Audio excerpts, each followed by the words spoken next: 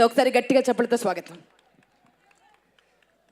కామాక్షి పరదేవతకు జన్మనిచ్చిన తల్లిదండ్రులకు నమస్కరిస్తూ, అఖండ లాంటి చిత్రంలో ఈ అవకాశం రావడం అన్నది చాలా గొప్ప పరమేశ్వర కటాక్షంగా భావిస్తున్నాను.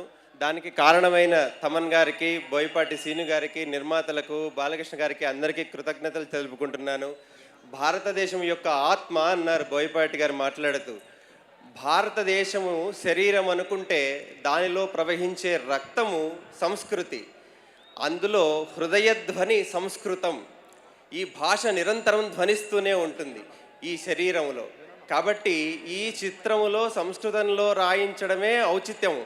అట్లాంటి ఔచిత్యాన్ని పాటించారు బోయపాటి సీను గారు. దానికి కృతజ్ఞతలు తెలుపుకుంటున్నాను. నాది అనంతపురం జిల్లా తాడిపత్రి దగ్గర కడవకొలను గ్రామం.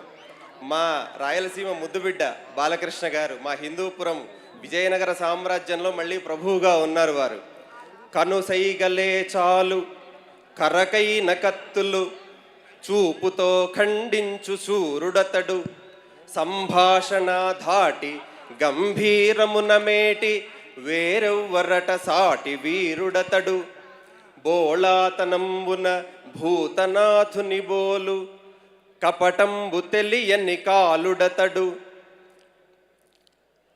తన వారికై వచ్చు తగవన్నచో హెచ్చు సిరివెండి తెర నరసింహుడతడు, ఆంధ్రమావేశమై తెలుగు అందమూరి నటన రక్తమై ప్రవహించు నందమూరి, తృష్ణ ఎవరన్న నీతడు కృష్ణ కృష్ణ పద్మభూషణుండౌ మన బాలకృష్ణ.